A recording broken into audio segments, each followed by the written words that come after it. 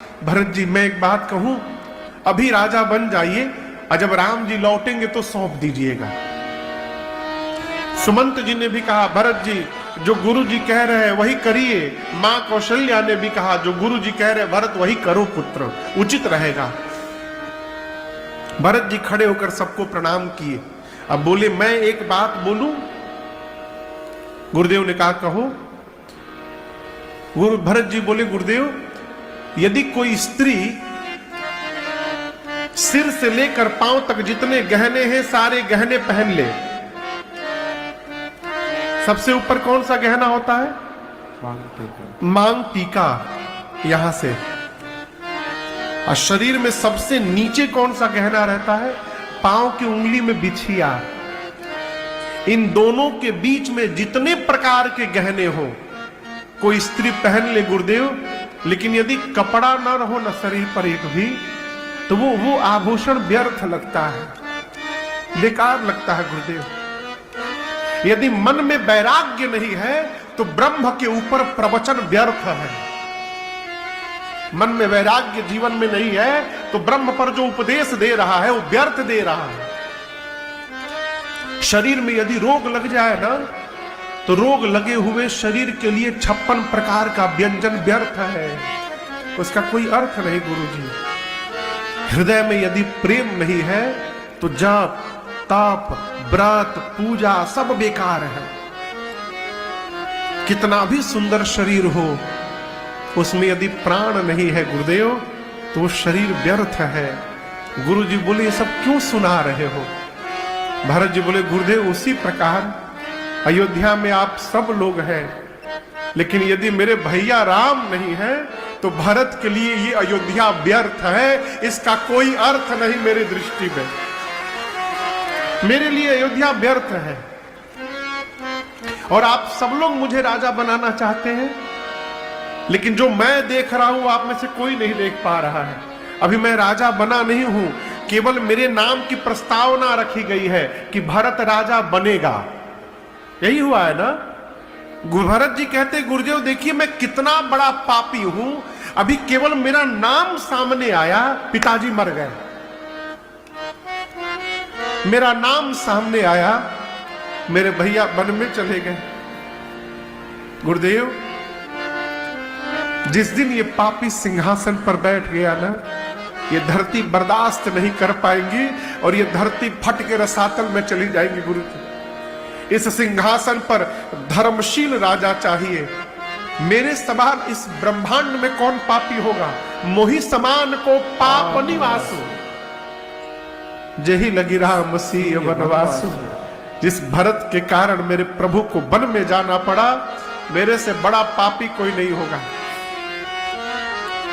आप सबने अपनी बात कही, अब आ गया हो तो मैं अपनी बात कहना चाहता हूं। गुरुदेव तो मन ही मन गदगद हो गए भरत जी की बात सुनकर। अपने द्वारा सिखाया हुआ संस्कार दिखाई पड़ रहा है गुरुदेव को। गुरु जी बोले बताओ पुत्र क्या चाहते हो? भरत जी बोले गुरु जी एक आंख इहै मन माही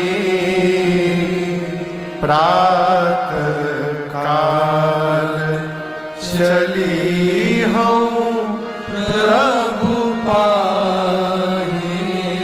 भरत जी बोले गुरुदेव इस समय मन में केवल एक ही भाव जग रहा है कि मैं कल प्रातः काल वन में भैया के पास जा रहा हूं। यहां दर्शन करिए, भरत जी ये नहीं बोल रहे कि गुरुजी मैं आपसे पूछ रहा हूं, मैं आज्ञा नहीं मान रहा हूं। क्यों? अनुमति लेने में भय है, आप मना कर देंगे तो रुकना पड़ जाएगा। मैं आपसे पूछ नहीं रहा हूं गुरुजी, मैं आपको बता रहा हूं कि कल प्रातः काल ये भरत वन में जा रहा है। हाँ यदि आप में से किसी को मेरे साथ चलना है तो उसका स्वागत है। जो चलना चाहेगा मैं उसको मना नहीं करूंगा, सबको लेकर के जाऊंगा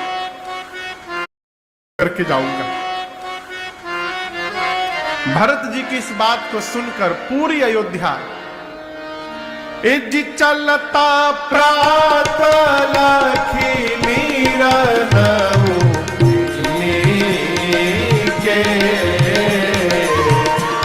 चलता प्रात लखी रनऊ के भरत प्राण प्रिय भे सर्वही भरत प्राण प्रिय भे सर्वही के भरत ही कहा ही सराही सराही भरत ही कहा ही सराही सराही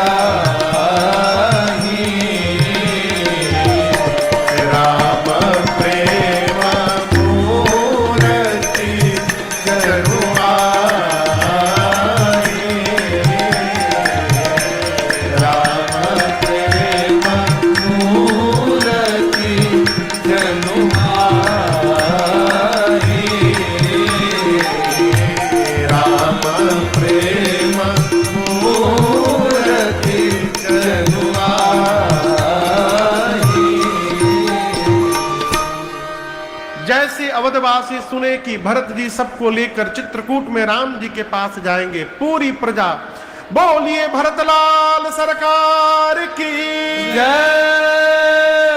पूरी प्रजा भरत जी की जय जयकार करने लगी। प्रभु बैठे बैठे बैठे बैठे बैठे, इसको रुकवाइए भैया, आगे ब्लॉक करवाइए।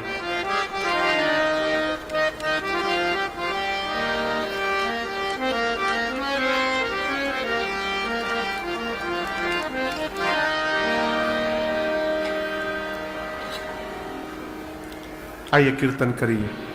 श्री राम जय जय राम। पवित्र सेवकों को बुलाकर भरत भैया ने अयोध्या के रख रखाव का भार सौंपा है।